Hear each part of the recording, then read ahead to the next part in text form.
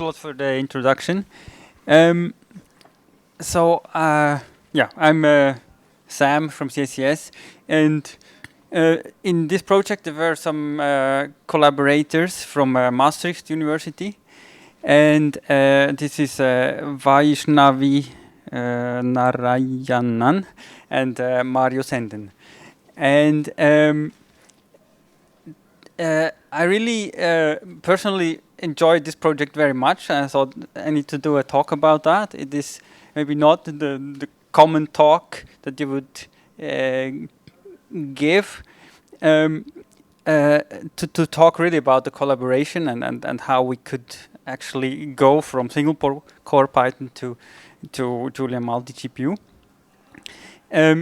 So yeah, what happened is that we have this human brain project, this huge project, the biggest project in Europe ever funded, and so CSCS was part of it, and so they came to CSCS and said, yeah, we have here a Python application, and now we want to run it at scale, and because we cannot solve our problems, right? We need supercomputing, and so yeah, they kind of wanted to have advice to do in Python some parallelization, and so I thought that's an opportunity to make something great out of it, and so I said, yeah, let's see what we really need when we want to go from a prototype to supercomputing on a GPU supercomputer.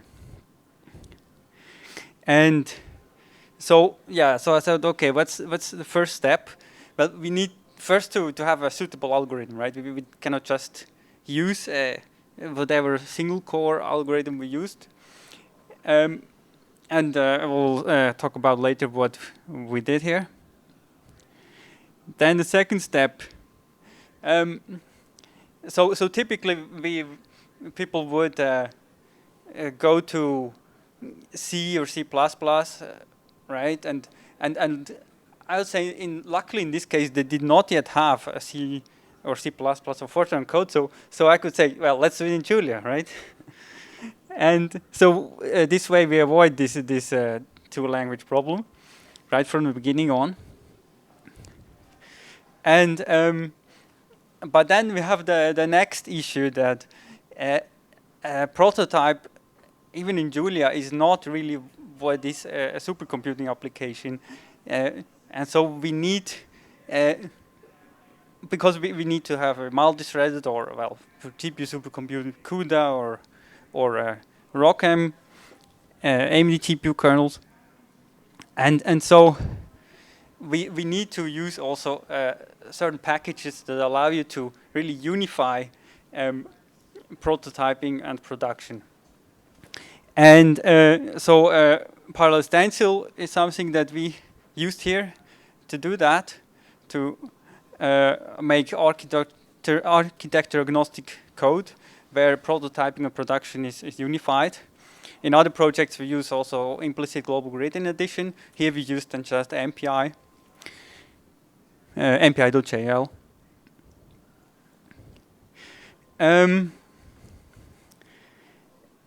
Yeah, by the way, in the talk that I will give later, I will talk about parallel stencil, implicit global grid, and so on, all our building blocks, if you want to check it out.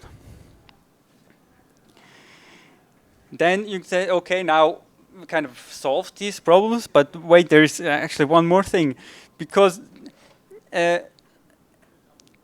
now these domain scientists, they are completely used to Python in this occurrence, and said, okay, I don't know anything about Julia. Now suddenly I cannot throw everything away and comfortably work with that, right? And then maybe I don't trust the results because I don't trust my skills in Julia. And so I said, okay, we need to have also something to slowly go to Julia, to have a certain transition phase.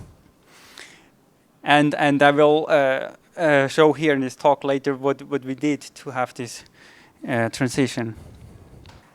So the important thing is to keep Python in the game for a while.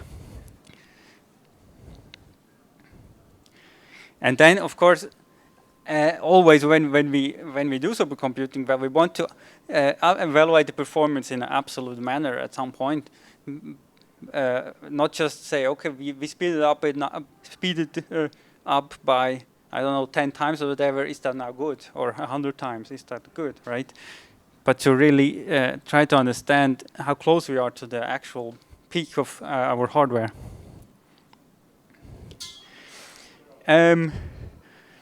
Yeah, so for that we use an effective memory throughput metric, which I will very briefly outline later as well. So this is the table of content. After the introduction, I will quickly describe the application, the domain science application, right? And then the design of the parallel algorithm that we did. Then explain this approach for the seamless transition from Python to Julia, and then finish with results and conclusion. So, what is this application about? So it is when you come into a room like this, right? You have never been here. You start to look around, to scan, to try to understand what's in here, right? You automatically do that. And while you do that, you move your eyes super quick, like 3 to 5 times per second. And in between, you fix, right? You have a saccade, it's called, this movement, a fixation, a saccade, fixation, right? And this is something very interesting for this neuroscientists. And now in this project, they were not interested in figuring out, like many do, what captures our eyes' attention, but to figure out in which order we look at the things.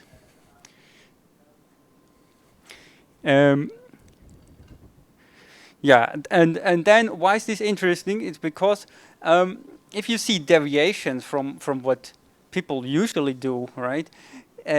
How they look around, then you can see that when things don't go right, that this could indicate some problems with health, etc.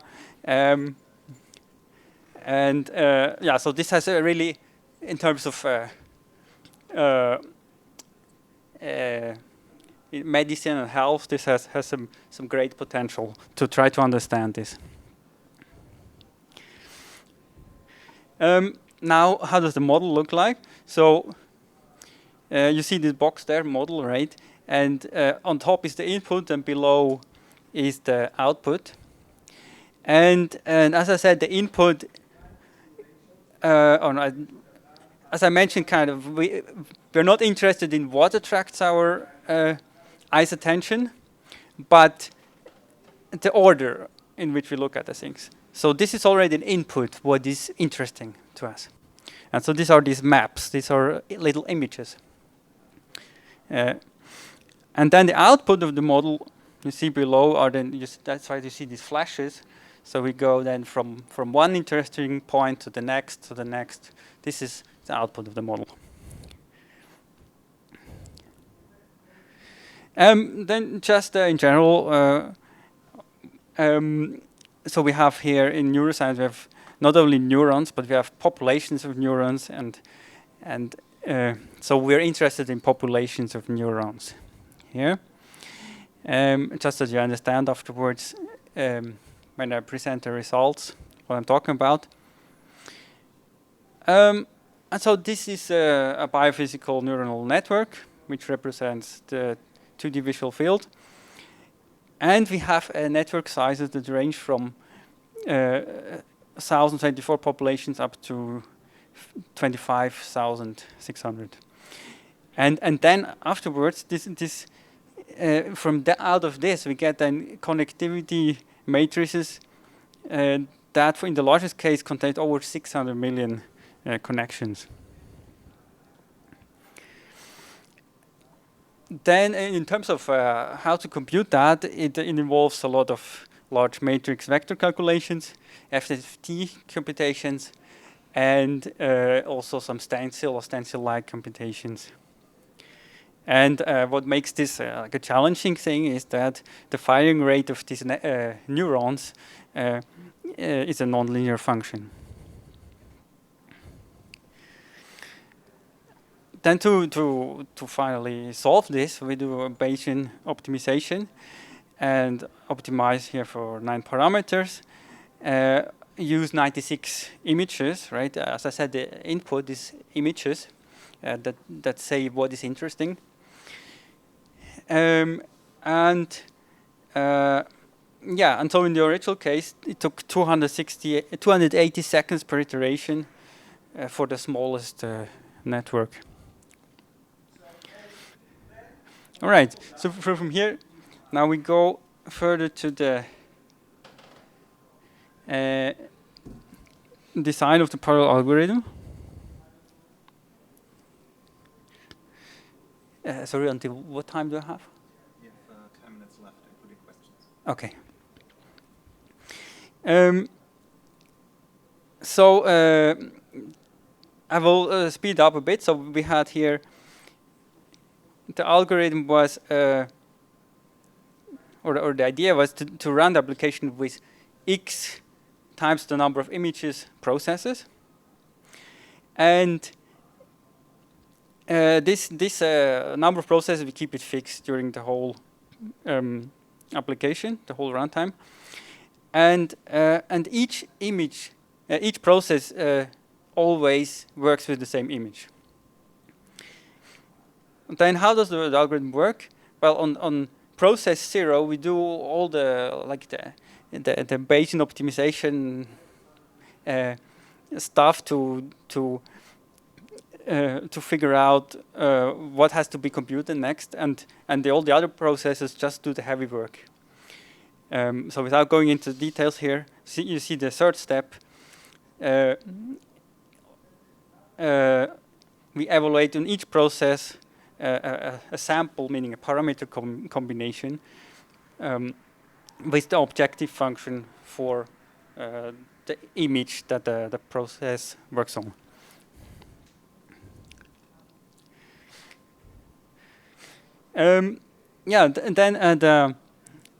Now this approach, how did we do that to keep Python in the loop while we create a Julia code that would fit on supercomputers? So what we used was then PyCall, and we made the Python application runnable from within Julia using PyCall.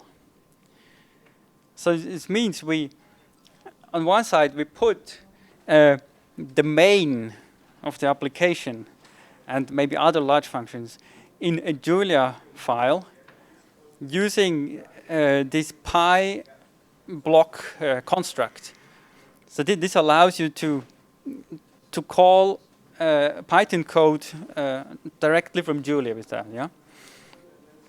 And then in the remainder of the application, the remainder of the application, of the Python application, we just could put into some PyInclude, just to include the Python files directly, yeah? And so this means the whole Python code that way is runnable from Julia. All right, that was the first step.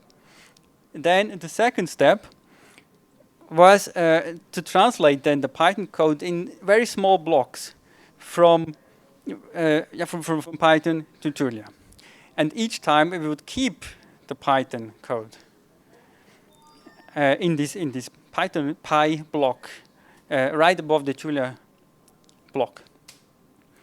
And so we would end up with a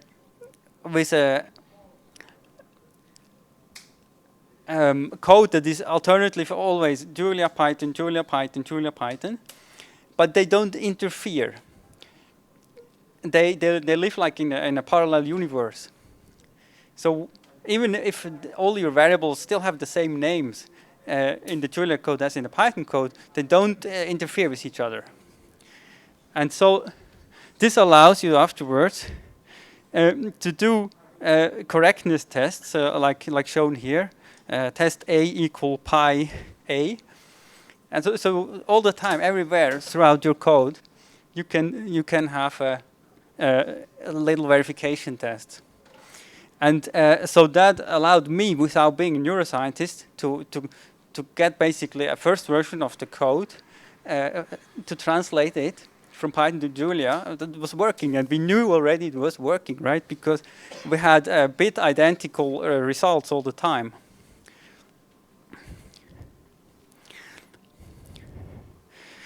Then collaborators might want to do afterwards further prototyping on Python code, right?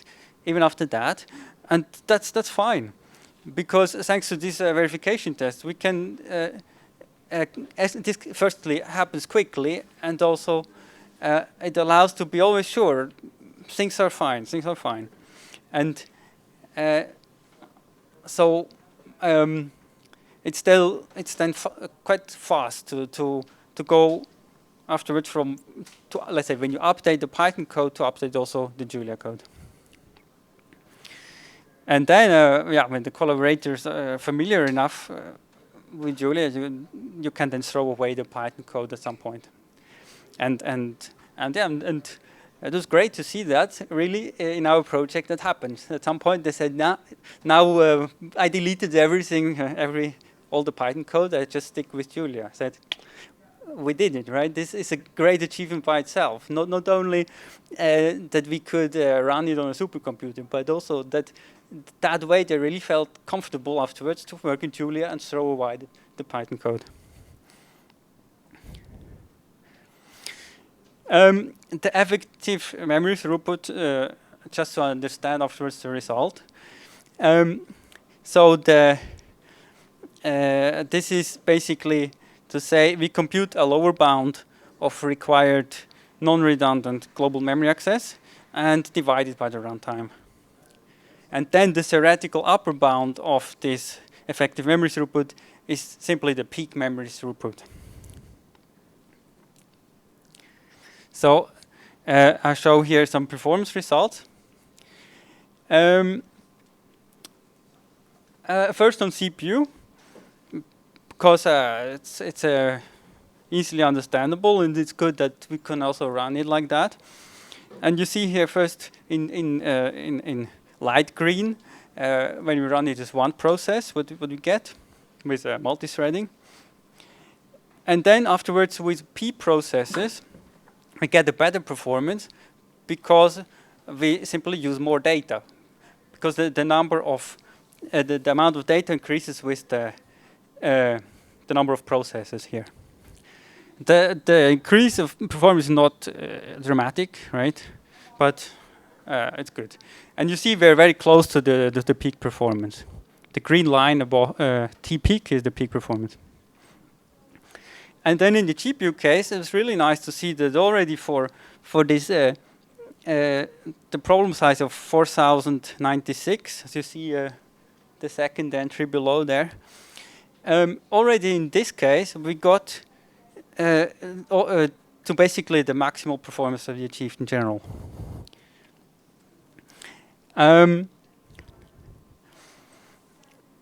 Yeah, so this was really for me nice to see that we could use this MPS feature that we have to run multiple processes on as a single GPU and really get something out of it.